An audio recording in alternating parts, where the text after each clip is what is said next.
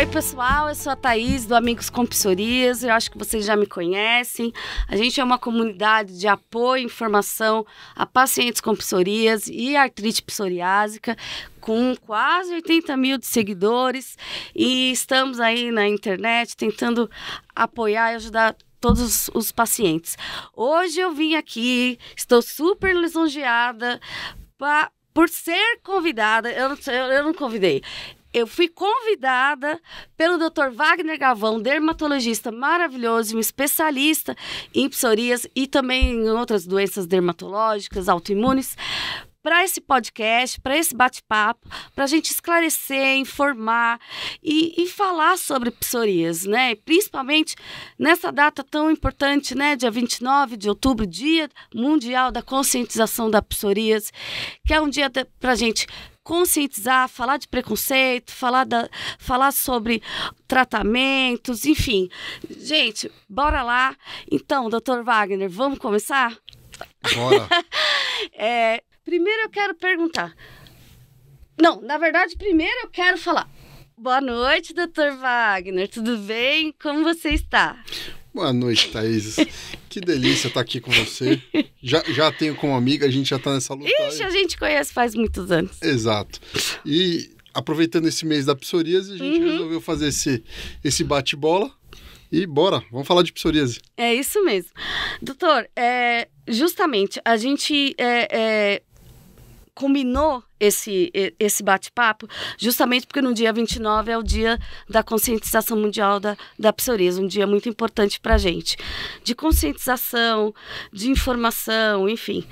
Mas eu queria começar para as pessoas saberem o que é essa carreira. Como você decidiu ser médico? O que te inspirou a ser médico? Porque primeiro tem que ser médico e depois a especialização. Boa. Para ser médico, aí foi mais fácil, né? Eu era muito bom em matemática. Aí eu fui fazer colegial técnico em processamento de dados. Matemática, física e tal. Aí eu descobri que, assim, eu gosto de trabalhar com gente. Então, legal. Eu tenho pai médico, oftalmologista, mãe médica, homeopata, não tem nada a ver, mas eu tive a inspiração deles e eu gosto de trabalhar com gente. Aí, dermato. Dermato é uma coisa que na faculdade de medicina... Pois é, como que você escolheu... Porque tem a faculdade... Quantos anos, doutor? 6 anos de faculdade. E aí depois tem a especialização. Mais 3 ou 4 anos. Puxa vida. Tá. E aí você escolheu a dermatologia por quê? A dermatologia, ela tem uma característica. Na faculdade, no começo, a gente não gosta e não entende. Porque, assim, você aprende... A primeira coisa que você se sente médico lá, né? Quando você aprende a tirar uma historinha. Então, você fala assim, você tem tosse, você tem febre. Como é que é essa tosse? Como é que é o catarro? Daí você vai lá e tira história. Aí, quando chega o pessoal da dermatologia, o camarada entra na sala, olha, fala, você toma o remédio tal, isso é alergia do remédio tal. Você fala assim, como assim? Ele nem perguntou. Que isso? Aí ele olha a lesão e fala, isso aqui é o seguinte, é um vírus que está reativando e está dando uma dor. E a gente, como estudante, fala assim, mas como assim? Ele nem conversou, não tirou história. Ela é muito visual.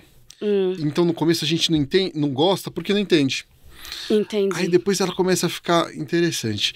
E ela tem uma característica, porque, por exemplo, nas carreiras clínicas, a clínica médica geral, a gente brinca, né, fica discutindo o sexo dos anjos. Puxa, tem bico de pato, tem pena de pato, faz quá. Mas será que não pode ser um ganso diferente?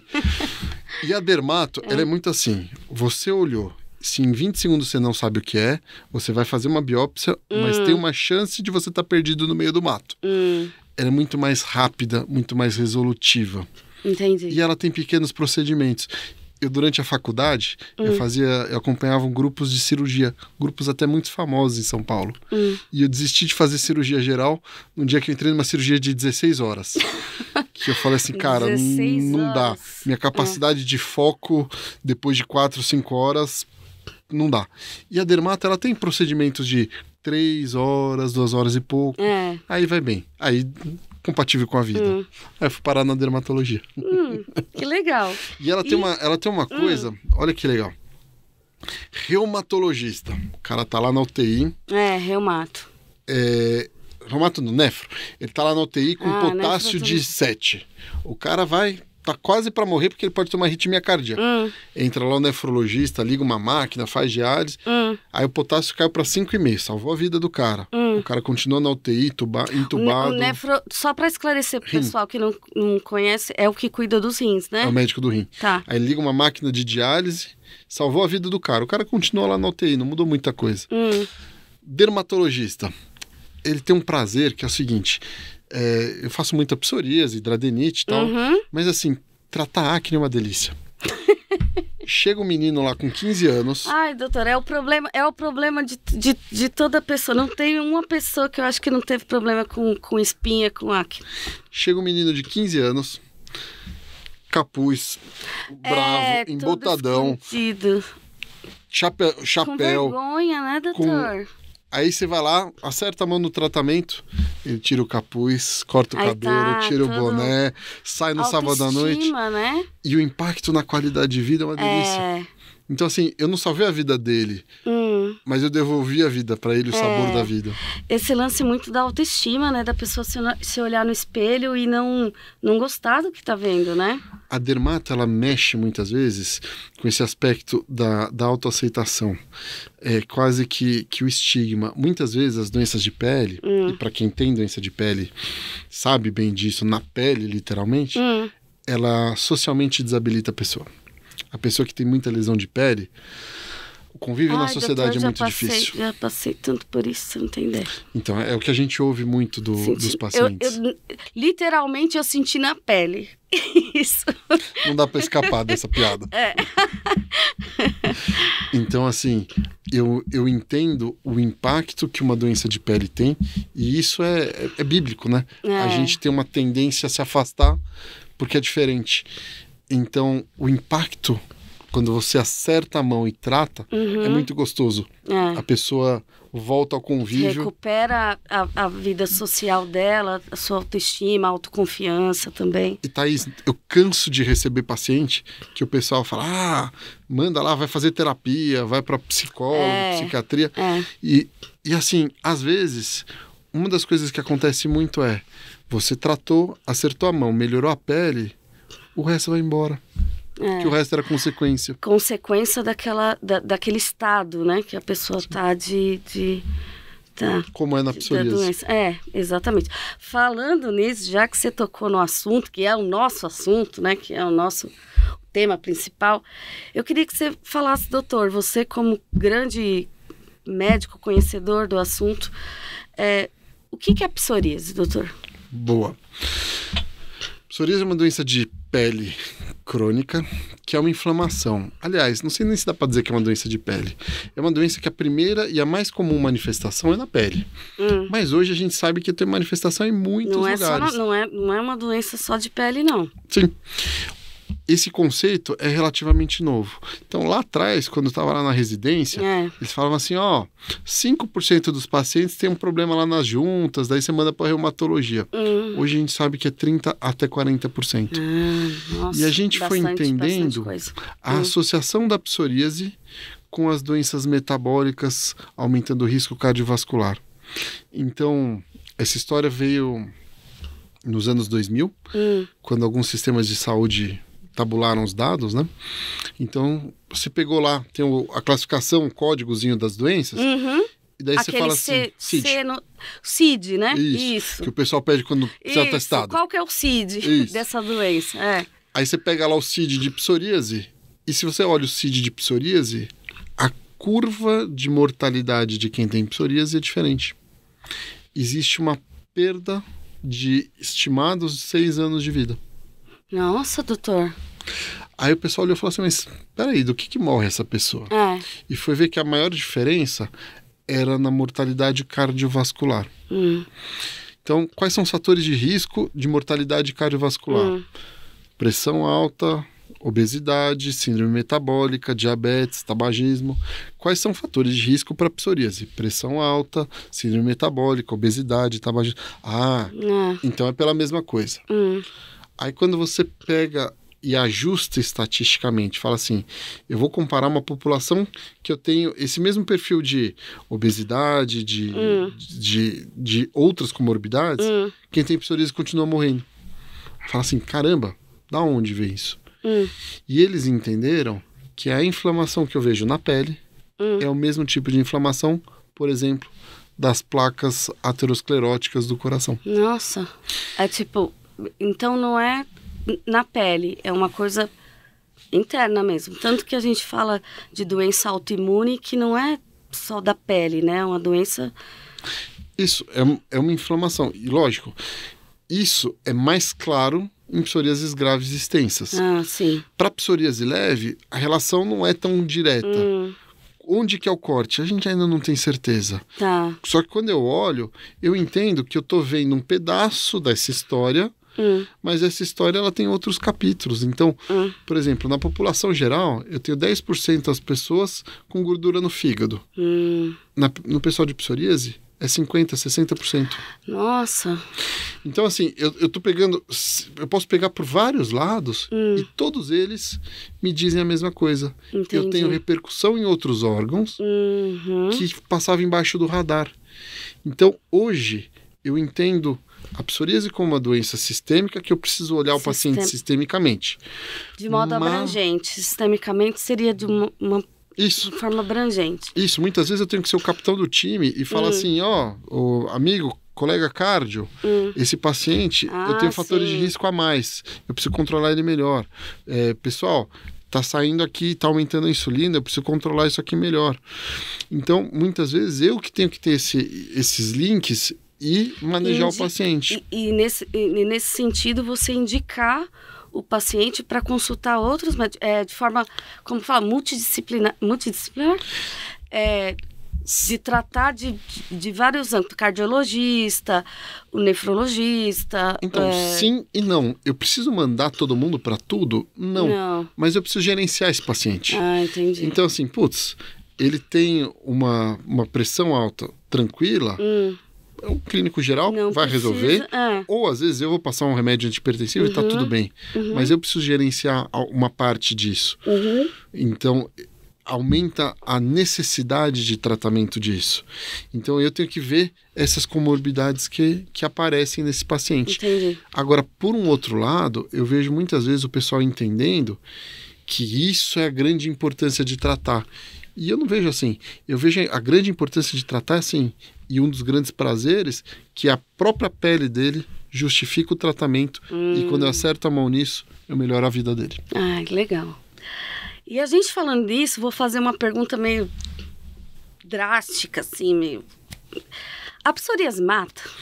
Então, falando dessa história do sistema de saúde que reconheceu essa diferença de mortalidade, sim e não, né? Então não é que a pessoa vai falar assim, eu morri de psoríase, mas ela é um fator de risco que aumenta... Um fator de risco, não que ela não é uma doença fatal. Isso, ela é um fator de risco... Mas ela pode contribuir para a morte de um paciente. Então, mas numa expressão diferente, mas é a mesma coisa que falar pressão alta mata. Não é bem que a pressão alta mata, mas ela contribui para ter outros desfechos. Para ter uma evolução, entendi. Entendeu? Não é que a pressão, o cara vai morrer porque ele tem pressão alta, mas a pressão alta leva toda uma disfunção, assim, e o cara às vezes infarta, tem um derrame, tem alguma coisa assim, que é o evento agudo que acaba com a vida da pessoa. Entendi. Então, assim, eu preciso controlar isso como fator de risco. Eu estou excetuando aqui a psoríase pustulosa generalizada. Essa daí é... Que hoje... E a eritrodérmica também, que é uma que Isso, quando pega o corpo inteiro. Isso. A psoríase pustulosa generalizada, hoje, a gente tende a olhar ela como uma doença separada. É mesmo? Sim. E aí eu tenho um contexto diferente. Psoríase pustulosa generalizada, eu tenho mortalidade. Mortalidade com percentual não desprezível e tal. É um evento agudo. Enquanto a psoríase está queimando, a PPG, a psoríase pustulosa, ela é uma bomba, explodiu, plum.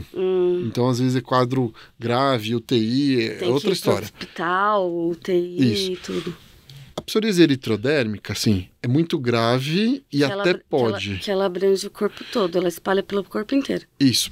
Por definição, ela é uma psoríase disseminada. A maioria dos autores fala assim, tem que ter mais de 80% do corpo envolvido, 60%. Assim, é muita coisa. Tem no corpo inteiro, tá? Eu já passei por... Você viu, né? Minha situação. Você que me salvou, eu já passei por isso, gente. Aí você vê, mesmo esta, muito grave, hoje a gente consegue tratar e ficar bem. Não, doutor, foi um mês. Eu tava no inferno num dia, com psoríase no meu corpo inteiro, e um mês depois eu já tava no céu, já comemorando, já tudo. E doutor, vamos já emendar esse assunto. Quais os sintomas da psoríase? Mais comum. Tem as lesões de pele mais características, da forma mais comum, que são placas bem delimitadas, vermelhas, que descamam. Ela tem alguns lugares que ela gosta mais, então nos cotovelos, joelhos, atrás das costas, couro cabeludo, mas virtualmente ela pode dar até no RG, pode dar em tudo que é lugar. Né? Inclusive genital, né? E olhos, enfim, tem... Isso, aí existem essas outras formas. Por exemplo, genital, geralmente é o que a gente chama de psoríase invertida. Então dá nas axilas, nas virilhas. Ah, sim. Genital. Tá? Então, mas o mais comum é na pele. Psoríase em placas. Em placas. Isso. Pode ter psoríase unguial. Pode ter psoríase... As unhas. Nas unhas. Eu tenho. Psoríase de couro cabeludo. Também. Psoríase gutata. A gutata, você viu que a minha é a gutata, né? Que é um monte de pontinho, parece catapora. Então, mas olha que interessante. Às vezes na mesma pessoa, a gente pode ter em momentos diferentes, formas diferentes. Por quê? Porque é a mesma doença. Então, a gente classifica esses tipos de lesão, mas não quer dizer que a doença é diferente. Isso tem um impacto muitas vezes nas pesquisas. As pesquisas dos grandes remédios, eles são feitos olhando muito para psoríase em placas. Mas muitas vezes o cara lá tem invertida, tem genital, tem face, couro cabeludo, unguial. E a gente vai vendo palmo plantar, por exemplo. Palmo plantar, que é muito... O pessoal, assim, sofre bastante, porque é um atrito direto, né? As mãos, a gente... O tempo todo, os pés, tem que caminhar, você não consegue caminhar direito. A psoríase palmo plantar, quando grave, ela é uma das mais incapacitantes. Porque muitas vezes as pessoas não conseguem fazer as atividades mínimas. Então ela não consegue se limpar. Pegar um copo, não consegue se alimentar. De caminhar. Sim, não consegue andar. Então, o mais legal, reverte, né? Dá pra tratar. Dá pra tratar, é isso aí. E o que você acha dos tratamentos convencionais, assim, do que já foi feito e até eu vou falar, gente, porque é uma coisa que ainda me frustra muito, de médicos que em 10 minutos vão lá e passam uma pomadinha e manda você para casa, dos tratamentos... Fala um pouco assim dos tratamentos convencionais. Eu vou te falar bastante tipo dos corticoides. Aí eu queria que você falasse um pouco dos corticoides e o quanto eles são eficientes hoje e o quanto não é. Assim, boa. Prós e contras. Geralzão do tratamento de psoríase. Então imagina que é uma escada. O primeiro degrau é o tratamento tópico. E ele começa lá com os hidratantes, tipo, cremes e pomadas. Tá, gente? Ó, tópico é... Cremes, pomadas, loções, soluções e tal. Então, a gente não abandonou, isso a gente continua usando, mas ele tem lá o seu limite e a sua função. Então, usar hidratante diminui a irritação, diminui a chance de ter psoríase. Hidratação é fundamental, gente, por favor. Boa. Aí, quando eu tenho poucas lesões em áreas mais limitadas, a gente usar esses cremes anti-inflamatórios, muitas vezes à base dos corticoides, bom, isso não está errado. Isso funciona, isso vai bem. Qual que é o problema? O pessoal, muitas vezes, eles indicam mal. O corticoide ele tem potência vai de 1 a 7. Então, de baixa a muito alta. E eu preciso ajustar a potência para o tipo de lesão e para onde que ela funciona. Um erro muito comum que o pessoal faz é o seguinte: tem a lesão, passe a pomadinha aí 2 semanas. Sumiu, beleza, tá de alta, acabou. Não, vai voltar tudo. Eu preciso fazer alguma coisa a mais. Então, essa mesma ferramenta, ela pode ser usada melhor, né? Eu não vou ficar prescrevendo, não é o objetivo do podcast, mas se eu olhar a lesão, tratar a lesão, sumiu a lesão, parei de tratar, tá tudo errado, ferrou, vai dar ruim. Porque a psoríase, até vou incluir aqui na sua fala, porque a psoríase até hoje não tem cura, né, doutor? Ela tem tratamento, mas ela não tem cura. Então, Essa frase eu tenho... É difícil, né? Eu tenho sensações dúbias Nem da me frase. fale, eu que tenho psoríase, é difícil eu falar isso. Mas eu odeio essa frase, por falar a verdade. Eu não gosto de falar ela pra ninguém. Eu não vou falar mais. Não, mas quer ver? Agora, o porquê que eu não gosto dela? Porque muitas vezes, se eu falo que ela não tem cura, você ouve que não tem tratamento. Entendi. A pessoa associa... A pessoa meio que desiste. Eu nunca vi... O paciente, tipo, desiste? Eu nunca vi um médico falar pro camarada que tem diabetes: essa doença não tem cura. Diabetes não tem cura. Pressão uma doença alta. autoimune, inclusive, também, né? Pode ser, não ou pode ser metabólica. Mas pressão alta. A sua doença não tem cura. Fala assim, não, peraí, faz o seguinte, você tem pressão alta? Toma aqui esse comprimidinho. Beleza, controlou? Vamos tratar. Volta daqui a 3 meses, volta a 6 meses, vou olhar se tem mais alguma coisa e tal. Fazer um tratamento. Tá. Descontrolou? Troca o comprimido. Tá vendo como fica muito mais suave? Porque assim...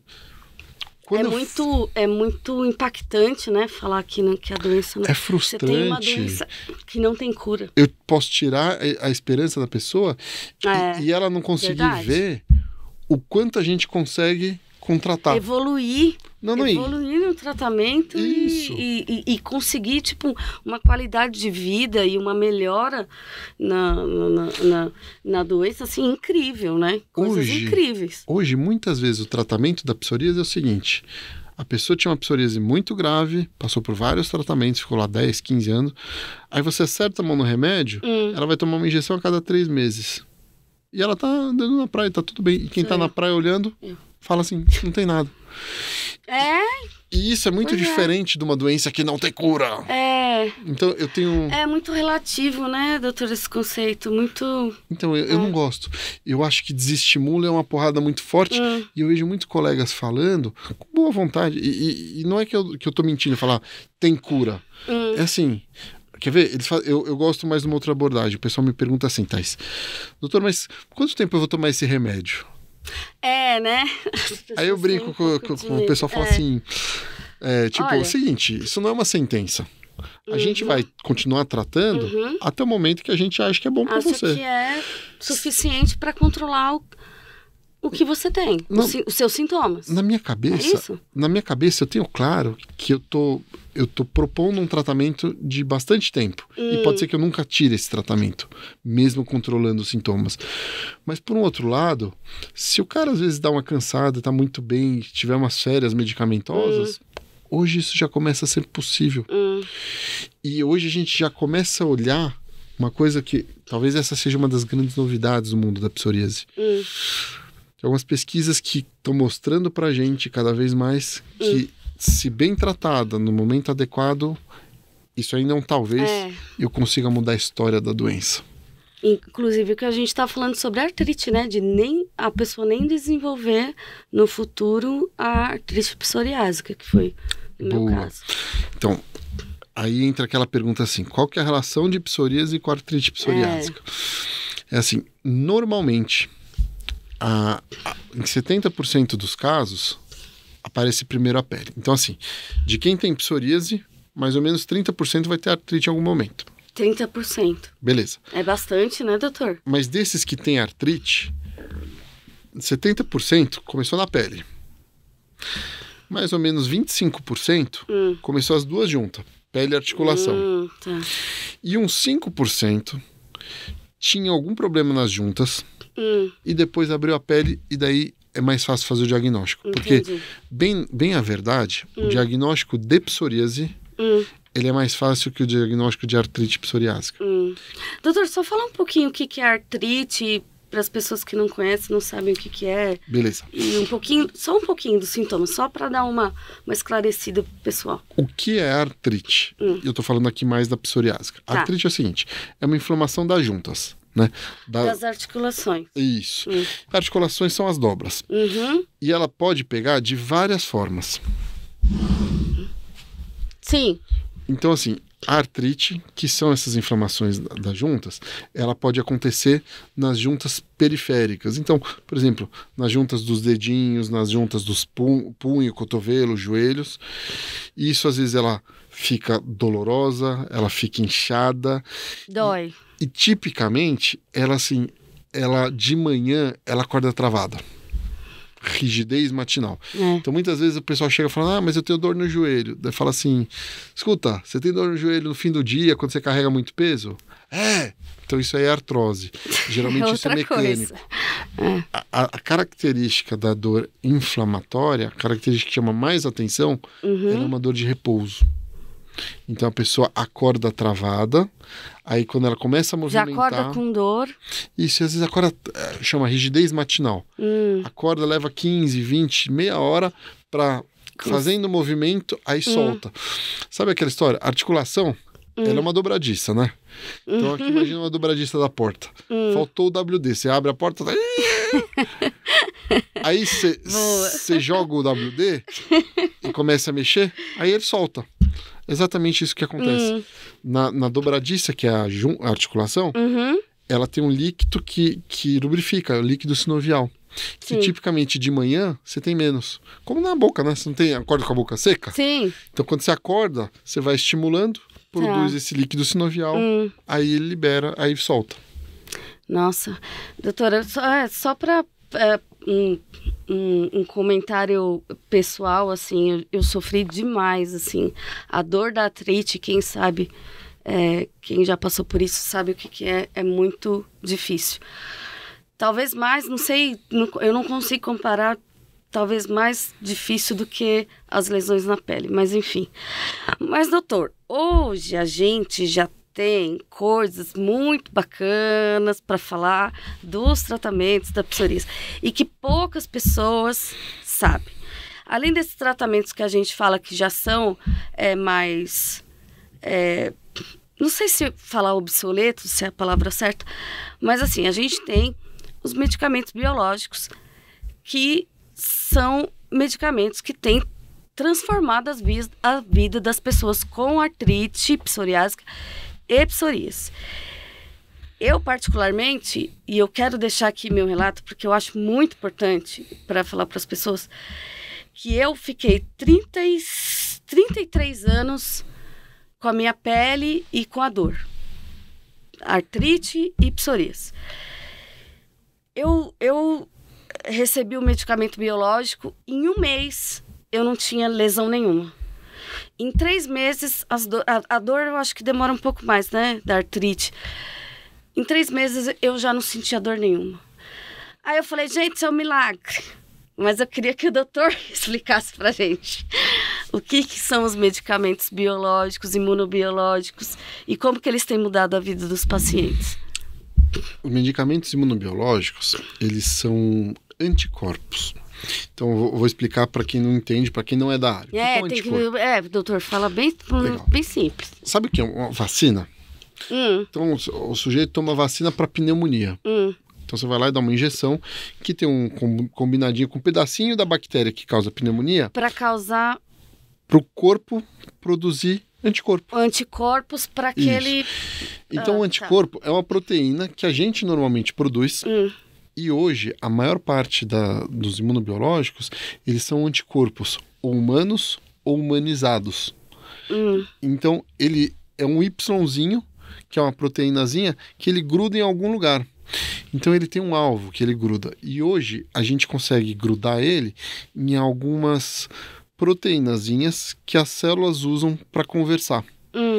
E a gente tem como alvo no tratamento da psoríase e da artrite psoriásica proteínas que causam inflamação, que é uma sinalização de uma célula inflamatória para o outro.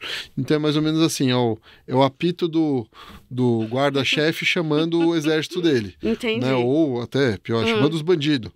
Sei. Né? Mas assim...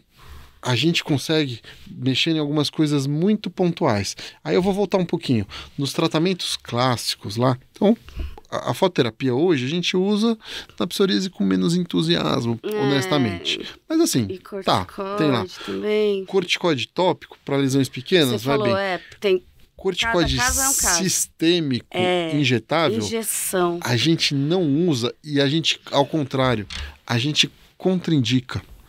Na psoríase ele piora, não faz sentido nenhum. Doutor, eu ia até comentar do corticoide, que a gente falou lá atrás sobre corticoide.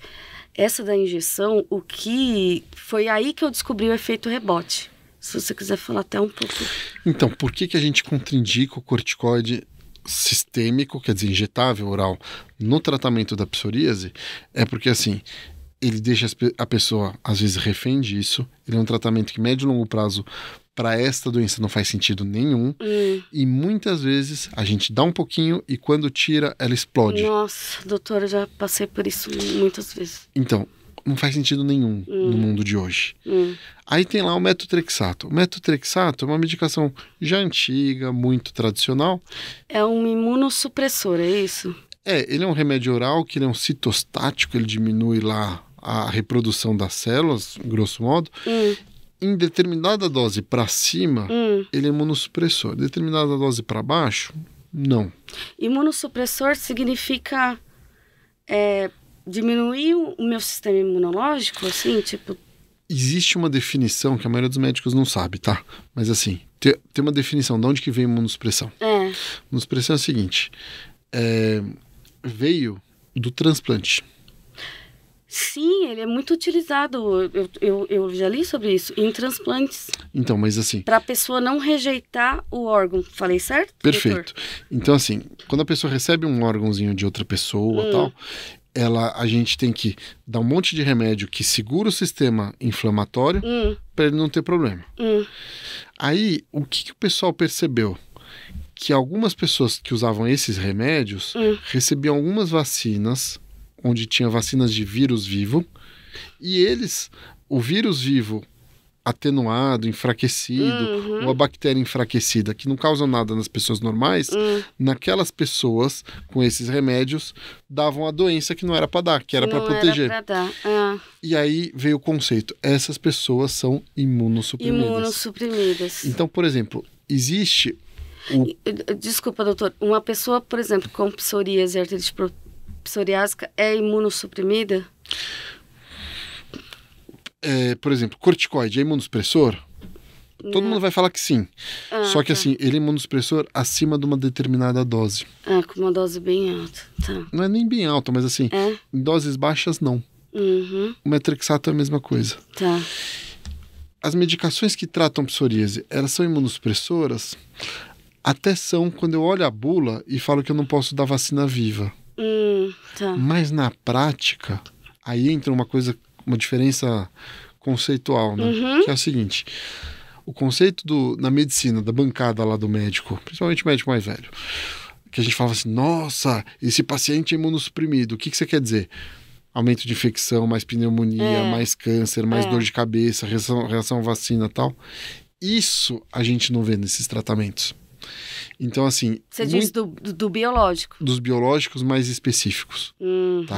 E os biológicos, a ação dele depende do alvo. E eu tenho vários alvos possíveis. Eles são mais específicos, né, doutor? Eles vão lá no X do problema mesmo. Eles vão... Então, mas eu tenho do X, do Y, do Z, e com efeitos diferentes. Entendi. Então, eu tenho imunobiológicos que são mais imunossupressores. Entendi. Eu tenho imunobiológicos que são menos imunossupressores. Mas, doutor, a eficácia... O que você acha da eficácia deles?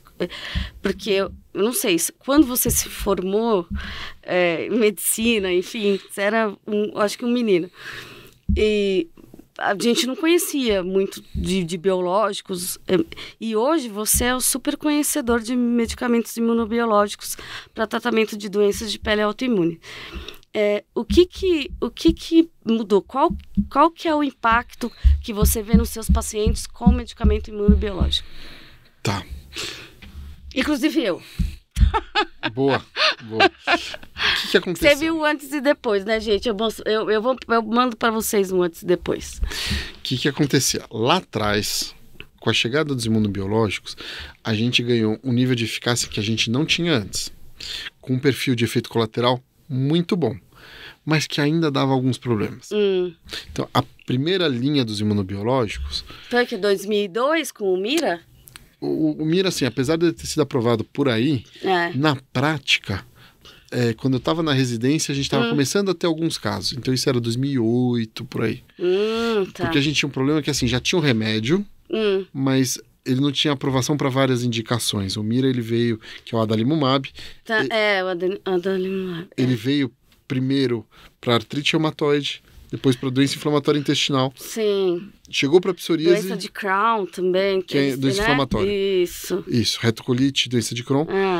E depois, quando ele veio para psoríase, a gente tinha aprovação, mas eu não conseguia dar o remédio, porque o sistema não fornecia o remédio. Não fornecia. Então, eu peguei e era muito caro, né? Isso. Então, a gente pegou lá na residência, e eu até brinquei isso numa aula que eu dei no congresso recente, que era assim, a gente atendia, né, na véspera do ambulatório de psoríase, a gente pegava a receita de acitretin, e ficava preenchendo os papéis, deixava o nome em branco e a dose em branco. Aí chegava o paciente ruim, você completava o nome e a dose e repetia a receita. Era tipo automático.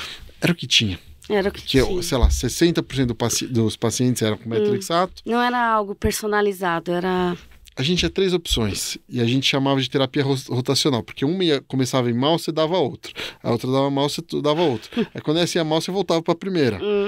Então você tentava espremer o limãozinho, tipo, Entendi. Mas já acabou. Não, mas vai dar mais uma caipirinha ali. E o que acontecia? Os pacientes, quando eles estavam muito ruins, eles atravessaram o corredor, iam para uma outra salinha específica e eles tinham acesso a essas novas vacinas. E você via o pior paciente, o péssimo, fica bom. Então a gente, como assim, residente, a gente pegava o cara ruim e torcia para ele ficar péssimo, porque daí ele atravessava a sala, ganhava os outros remédios e ficava bom. Nossa, doutor. Olha como mudou. Nossa.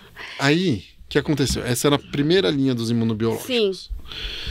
Depois, uns 3, 4 anos depois, houve uma segunda linha de imunobiológicos que já tem um alvo diferente. Que a eficácia é um pouquinho acima, mas a segurança é muito acima. Então, doutor, isso que eu ia falar. Eu acho que tem muita gente, tem muitos pacientes que têm medo, né, dos biológicos. Inclusive, eu vou deixar claro aqui, o doutor pode até reforçar depois, esses medicamentos são fornecidos, eles são caríssimos. Gente, é caro mesmo. Só que eles são fornecidos gratuitamente pelo SUS. É só você seguir as orientações do seu médico, dermatologista, reumatologista.